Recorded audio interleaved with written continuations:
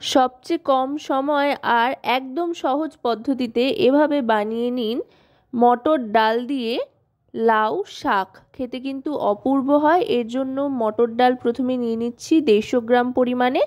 ডালটাকে ভালো করে ধুয়ে নিতে হবে। ধুয়ে নেওয়ার পর প্রেসারে বসিয়ে দেবো সেদ্ধর জন্য। তাই প্রেসারে আগে 2 বাটি মতো জল দিয়ে নিচ্ছি। যেই বাটিতে ডালটা পরিমাপ করে নিয়েছিলাম সেই বাটিরই 2 বাটি জল আর 2টো কাঁচা লঙ্কা দিয়ে দিলাম। এবার ডালটা দিয়ে দেব। ডালটা দিয়ে প্রেসারের মুখটা আটকে দিয়ে সেদ্ধ হতে দিতে হবে। এই ডালটা সেদ্ধ হতে কিন্তু 2 থেকে 3টে সিটি লেগেছে। আপনারা ডালের কোয়ালিটির ওপর নির্ভর করে কতগুলো সিটি দিতে লাগে সেটা বুঝে নিলেই হবে। 3টে সিটির পর ভ্যাকুয়ামটা বসিয়ে নিয়ে তারপরে কিন্তু প্রেসার কুকারটা খুলে নিচ্ছি। দেখুন ডাল কিন্তু খুব সুন্দরভাবে সেদ্ধ হয়ে গিয়েছে। ডালটা সেদ্ধ হয়ে যাওয়ার পর এবার এই ডালটা নামিয়ে নেব প্রেসার কুকারের থেকে। নামিয়ে নেওয়ার পর এবার দিয়ে দিচ্ছি লাউ শাকটা। ডাটা আর পাতাগুলো আলাদা করে রেখেছিলাম যেহেতু, তাই প্রথমে ডাটাটা দিয়ে দিলাম নিচে, তারপরে তার উপরে পাতাটা দিয়ে দিলাম। দিয়ে সামান্য একটু জল দিয়ে দেব। এখানে কিন্তু জলটা আন্দাজ মতো দিতে হবে, অল্প একটু জল দিলেই চলবে। সামান্য একটু জল দিয়ে নিয়ে এবার আবার ঢাকনা চাপা দিয়ে দিচ্ছি প্রেসার আটকে দিয়ে আরও 2টো সিটি দেবো, তাহলেই হবে। এভাবে দুটোই আলাদা আলাদা করে সিটি দিয়ে ডাল আর শাক সেদ্ধ করে নিলে কিন্তু খুব তাড়াতাড়ি রান্না হয়ে যায়। 5 মিনিটের মধ্যে কিন্তু আপনার ডাল দিয়ে শাক রান্না চটপট হয়ে যাবে। 2টো সিটি দিয়ে তারপরে আবার প্রেসার কুকারটা খুলে নিচ্ছি। এই দেখুন শাকটাও কিন্তু খুব সুন্দরভাবে সেদ্ধ হয়ে গিয়েছে। এখন যেহেতু সিজন চেঞ্জের সময় এই ধরনের শাক পাতা ডাল এগুলো কিন্তু বেশ পুষ্টিকর আর খেলে শরীর স্বাস্থ্য ভালোও থাকে। আর এভাবে রান্না করলে আশা করি বেশ ভালো লাগবে।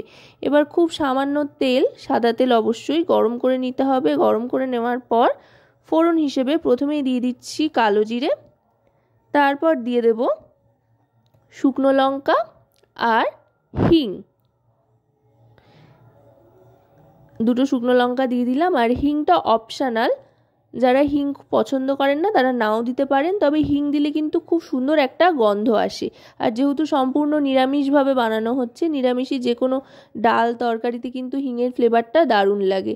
এবার ফোড়নটা ভাজা ভাজা হয়ে গেলে দিয়ে দিলাম প্রথমেই সেদ্ধ করে রাখা মটর ডালটা এবার একটু নাড়াচাড়া করে নেব। আর এই রান্নাটায় কিন্তু গোটাটাতেই গ্যাসের ফ্লেমটা মিডিয়ামে রেখে করব। ডালটা দিয়ে একটু নাড়াচাড়া করে নেওয়ার পর দিয়ে দিচ্ছি শাকটা। দেখুন শাকটাও কিন্তু খুব সুন্দরভাবে নরম হয়ে গিয়েছে। আর লাউ শাক এমনিতেই খুব নরম, খুব একটা বেশি সময় লাগে না যেহেতু সেদ্ধ হতে, তাই রান্না হতেও খুব একটা বেশি সময় কিন্তু লাগবে না। এবার দিয়ে দিচ্ছি পরিমাণ মতো নুন। শাক থেকেই একটা জল ছেড়েছে, তাতে করেই কিন্তু এটা খুব সুন্দরভাবে সেদ্ধ হয়ে যাবে। খুব বেশি পাতলা যেহেতু বানাচ্ছি না। আর দিয়ে দিচ্ছি পরিমাণ মতো হলুদ। নুন আর হলুদ দিয়ে ভালো করে মিশিয়ে নেব। আশা করব রেসিপিটি আপনাদের ভালো লাগবে। ভালো লাগলে অবশ্যই রান্নাবাটি চ্যানেলটিকে সাবস্ক্রাইব করে লাইক শেয়ার কমেন্টের মাধ্যমে আমাদের পাশে থাকবেন। আর পাশে থাকা বেল আইকনটি অন করে দেবেন সবার আগে সমস্ত রকম নতুন রান্নার নোটিফিকেশান পাওয়ার জন্য।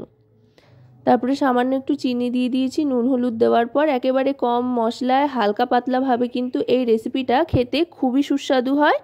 চিনি দিয়ে ভালো করে মিশিয়ে নিচ্ছি। এবার গ্যাসের ফ্লেমটা একটু হাইতে করে দিয়ে ভালো করে ফুটিয়ে নেব। ফুটিয়ে একটু ঘন হয়ে গেলেই তারপরেই সার্ভ করে দেব।